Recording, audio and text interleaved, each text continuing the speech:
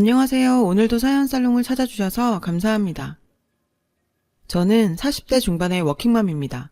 학교 선배인 남편과 대학 시절부터 사귀다 결혼까지 하게 됐어요. 동아리 활동을 하다 친해졌는데 소심하고 내성적인 저와는 달리 적극적이고 활동적인 모습에 끌렸던 것 같아요. 게다가 키도 크고 잘생겨서 외모도 멋진 데다가 목소리까지 좋았거든요. 자신과 정반대의 성향을 가진 이성에게 끌린다는데 제가 딱 그런 케이스였어요. 워낙 인기가 많아서 가끔 여자 문제로 속을 썩이곤 했었지만 결국은 못 헤어지겠더라고요. 얼마나 푹 빠졌었는지 대학 졸업하자마자 바로 결혼을 해버렸어요. 하루라도 더 빨리 같이 있고 싶어서 견딜 수가 없었거든요. 이제 와서 생각하면 왜 그렇게 빨리 결정했나. 후회스럽지만 그땐 정말 그 정도로 남편을 사랑했었어요. 결혼해서도 어딜 가도 눈에 띄고 여자들이 먼저 관심을 보여 본인도 피곤해할 정도였죠. 애까지 낳고 살다 보니 저도 그런 거엔 조금씩 무뎌지더라고요. 또 그만큼 남편에 대한 신뢰가 깊었기에 그럴 수 있었던 것 같아요. 그런데 그런 건 세 발의 피라고 느낄 정도로 더 큰 문제가 있었습니다. 바로 시어머니의 이해할 수 없는 이상한 행동들이었어요. 결혼하기 전에 몇 번 만나뵌 시어머니는 그냥 무난한 분이셨어요. 오히려 처음엔 굉장히 교양 있고 차분하고 좋은 분이라고 느꼈거든요. 그래서 그땐 남들처럼 고부 갈등은 없을 것 같다며 안도했는데 그게 얼마나 큰 착각이었는지 깨닫는데 그리 오랜 시간이 걸리지 않았어요. 남편은 형제 자매가 없는 외동으로 자랐고 아버지 없이 어머니와 단 둘이 살았었대요. 그런데 결혼하면서 생전 처음으로 분가하려니까 시어머니가 반대하면서 3년은 들어와 살다 나가라고 하더라고요. 그때부터 시어머니와 갈등이 시작됐던 것 같아요. 결혼했으면 우리 집안 가풍도 익혀야 하고 가르칠 게 한두 가지가 아니니 딱 3년만 들어와 살다가 분가해라. 원래 10년은 그래야 하는데 너희 생각해서 많이 줄여준 거야. 저희 의사를 묻는 게 아니라 거의 통보식으로 강요를 하셨어요. 남편도 저도 둘 다 그럴 생각이 없었기 때문에 당연히 따를 수가 없었어요. 결국 저희 뜻대로 분가하기로 했고 시어머니는 며느리가 처음부터 자기 말을 안 들었다며 화를 내고 그걸 빌미로 자주 찾아와서 간섭을 해댔어요. 결혼해서 겪은 시어머니는 성격이 매우 강하신 편이었죠. 고집이 세고 화도 잘 내고 목소리도 커서 평범하게 말하는 것도 싸우는 것처럼 들리더라고요. 그런데 결혼 전엔 어찌나 제 앞에서 연기를 잘하던지요. 그런데 시어머니 성격보다 저를 더 힘들게 하는 건 바로 무속인을 맹신하는 거였어요. 저는 무교이기도 하고 무속인이나 미신 같은 건 평생 관심도 없이 살았는데 시어머니는 중독 수준으로 빠져있더라고요.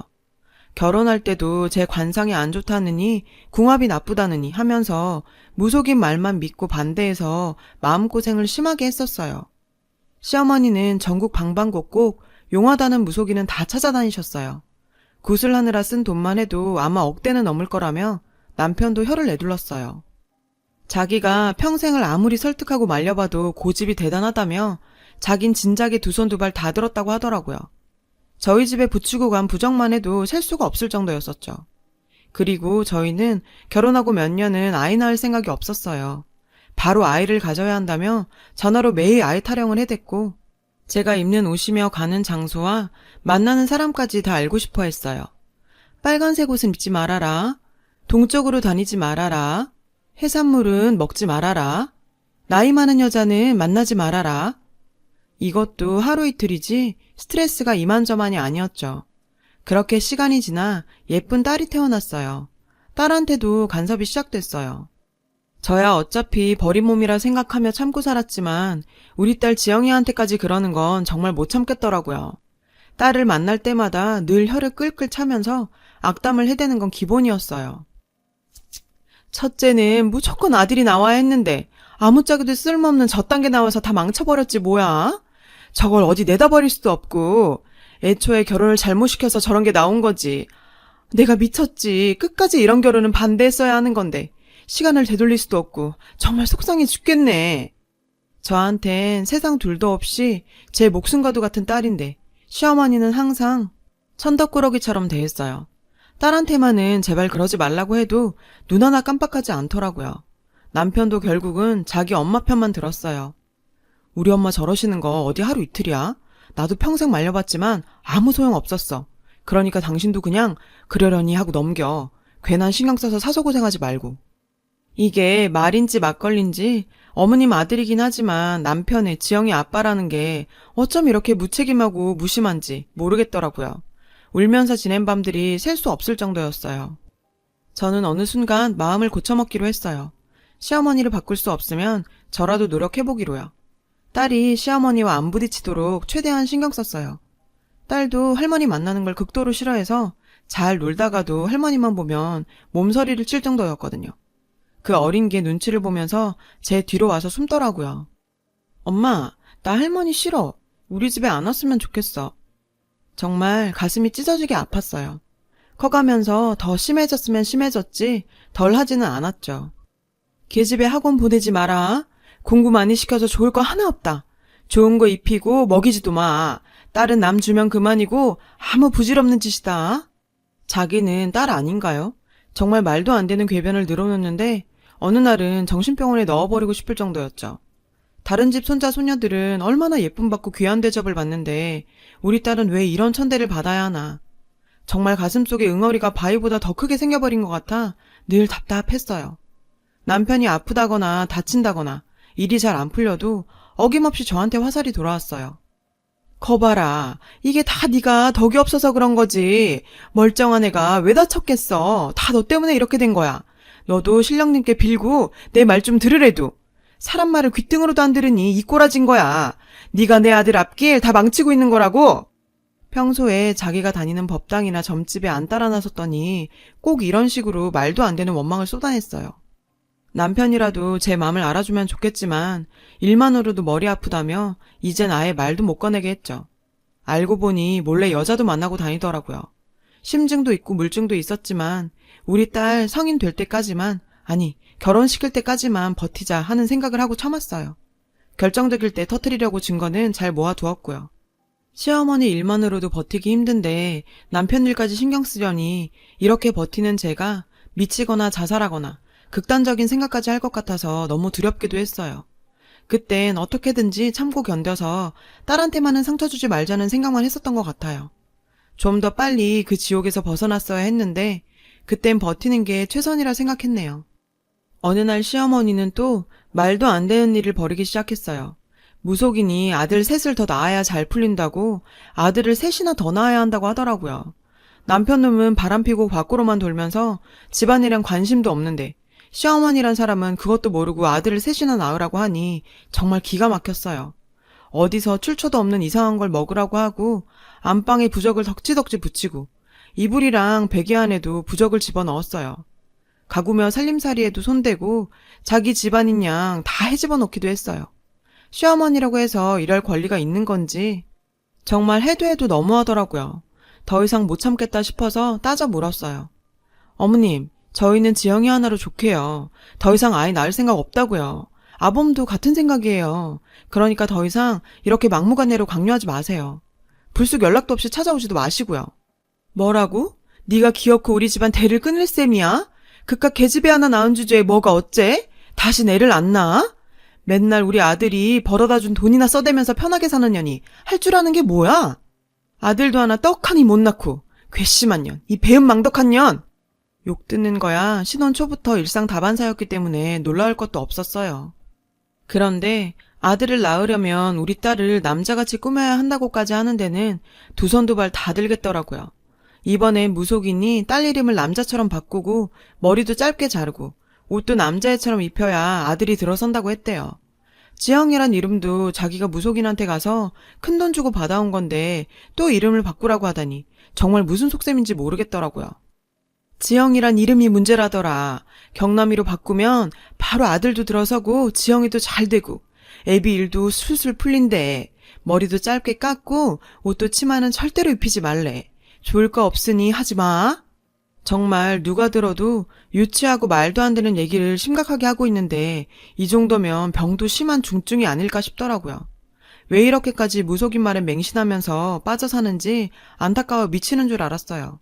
갈 때마다 돈은 또 얼마씩이나 내고 다니는 건지 모르긴 몰라도 돌아가신 시아버지가 물려주고 가신 걸 다 쓰고 빚까지 낸 것 같았어요. 어머님 제발 정신 좀 차리시고 말도 안 되는 소리는 더 이상 하지 마세요. 어쩌려고 이러세요. 하니 웬일인지 그 정도만 하고 갔어요. 오히려 더 신경이 쓰이더라고요. 그러던 어느 날이었어요. 주말이라 모처럼 온 식구가 다 집에 있었는데 시어머니가 또 들이닥쳤어요. 기니 할 말이 있다며 저희 딸까지 다 모여 앉아보라면서 하는 말이 자꾸 애가 안 들어서서 알아봤더니 지영이를 멀리 보내야 한다더라. 그래야 너희 사이가 좋아지고 바로 아들이 들어설 수 있대. 이번엔 아들로만 새 쌍둥이가 들어설 수 있다더라. 이 얼마나 좋은 기회야? 그러니까 제발 내 말 듣고 지영이 강릉으로 보내자. 강릉에 남편 쪽 먼 친척이 살고 있었거든요. 평소에 왕래도 안 하고 소식도 주고받지 않았는데 지영이를 보내라니. 제대로 노망이 나지 않고서야 어떻게 그런 말을 할 수가 있을까요? 저는 당연히 강하게 거부했어요. 자꾸 왜 이러세요? 왜 자꾸 이런 이상한 데를 다니셔서 말 같지도 않은 소리를 전하세요? 저희 아이 낳을 생각 없어요. 도대체 몇 번을 말씀드려야 해요. 그리고 우리 지영이를 어디로 보내라고요? 어머님 정말 제정신으로 하시는 말씀이세요? 제가 거길 정말 보낼 것 같으세요? 그랬더니 시어머니가 목에 핏대가 서더니 소리를 질렀어요. 지영이는 무서워서 벌벌 떨고요. 인연이 어디서 따박따박 말대답질이야? 내가 너 여태까지 얼마나 봐줬는데 그걸 모르고 기어오르네. 감히 시애미 말을 거역해? 그리고 시애미한테 제정신이냐고? 아범, 너 가만히 있지만 말고 말 좀 해봐라. 지금 누가 잘못하고 있는지. 그때까지 가만히 듣고만 있던 남편놈이 하는 말이 가관이었어요. 나도 어머니 말씀 찬성이야. 지영이 여태까지 혼자만 자라고 친구도 없고 사회성이 부족해. 공기 좋은 바닷가에 가서 좀 지내다 오면 지영이한테도 나쁠 거 없잖아. 잠깐만 보내보자. 지영이가 적응 못하면 바로 데려오면 되고. 지영아, 어때? 참, 저런 걸 남편이라고 애 얼굴 보면 모르나. 뭘 묻고 앉아있는 건지 정말 한심했어요. 애가 금세 울음을 터뜨릴 것 같았어요. 그걸 보더니 시어머니가 소리치며 하는 말이 뭘 잘했다고 울어? 아무짝에도 쓸모없이 태어난 게 어른 말이라도 잘 들어야지. 어른이 가라면 가는 거지. 안 가기만 해봐. 이번엔 아주 혼쭐을 내줄 테니까. 네가 태어난 것 자체가 이 집안의 불행이야. 하면서 애를 때렸어요. 너무 순식간에 일어난 일이라 말릴 겨를도 없었어요. 저도 순간 뚜껑이 열리고 눈이 뒤집히더라고요. 정말 모자가 쌍으로 얼마나 재수가 없던지 그 엄마의 그 아들이었어요. 더 이상은 못 참고 애는 달래서 방으로 보내고 소리를 질렀죠. 아주 이젠 두 모자가 쌍으로 미치셨네요. 어디서 제 딸한테 함부로 손을 대세요? 제 눈에 흙이 들어와도 아니 제가 죽어도 절대 안 보냅니다. 그리고 이딴 거 앞으로 다신 갖고 올 생각도 마세요. 온 집안에 붙인 부적을 시어머니 보는 앞에서 다 뜯고 갈기갈기 찢어서 뿌렸어요. 시어머니는 거의 혼절하기 일보 직전이었죠. 남편이 갑자기 자기 엄마 얼굴을 보더니 무슨 짓이냐며 저를 때리려는 거예요. 어디 결혼한 놈이 여자나 만나고 다니는 주제에 손찌검까지 하려고? 너 그러고 다니는 거 모를 줄 알았니? 진작에 알고 있었는데 우리 지영이 때문에 참은 거야, 이 불결하고 더러운 놈아.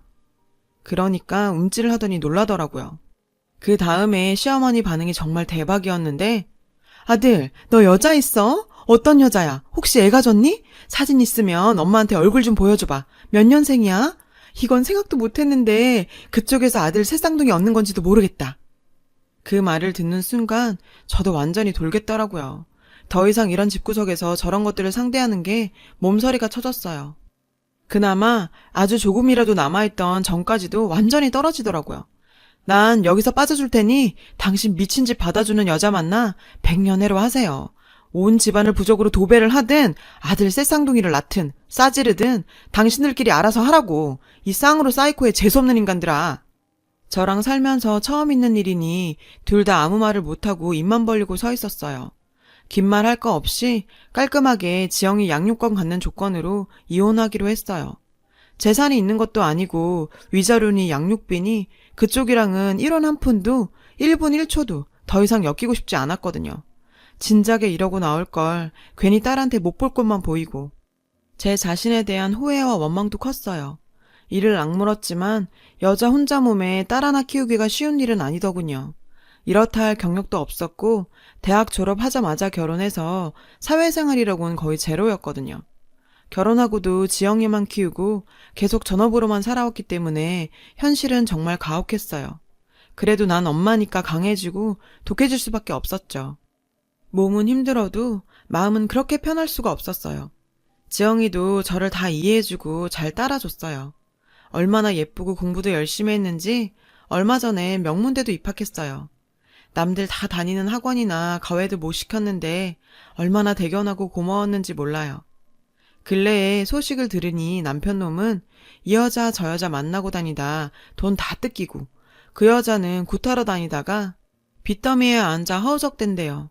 놀라운 일도 아니고 불보듯 뻔한 일이었죠. 그런데 어떻게 알고 그 여자가 자꾸 연락을 해오는 거예요. 무속인이 저랑 합쳐야 아들이 잘 된다고 제발 돌아와 달래요. 자기 아들 상태 안 좋다며 이대로 두면 큰일 난다면서요. 그딴 게 나랑 무슨 상관이냐고 물었죠. 이번엔 손녀가 복덩이라며 잘 키워야 한다고 했대요. 어디서 들었는지 명문대 들어간 것도 알더라고요. 그러면서 내 손녀가 그럴 줄 알았다나? 참나, 어디서 함부로 지 손녀라는 말을 올리는 건지, 자기가 한 짓은 벌써 다 잊은 건지, 치매가 온 건지, 정신 나간 놓친네 이런 욕이 절로 나오더라고요. 직접 찾아오겠다고도 했는데 찾아만 와봐요. 오는 날엔 소금 뿌려 쫓아버릴 테니까. 다신 생판 남한테 이런 연락하지 말라며 차단해버렸죠. 지금도 저 혼자 아이를 키운다는 게 쉽지는 않지만 그래도 우리 지영이를 생각하면 힘이 나고 든든합니다. 앞으로 그딴 인간들과의 일은 싹 잊고 우리 딸 이쁘게 살길 바라며 행복한 미래만 꿈꾸고 살려고요. 다 털어놓고 나니 먹먹했던 마음이 차분해지는 것 같습니다. 여러분도 행복하시길 바랍니다. 여러분, 사연 댓글에 응원과 현명한 조언 부탁드려요. 좋아요와 구독은 저에게 큰 힘이 됩니다. 오늘도 좋은 일 가득하세요.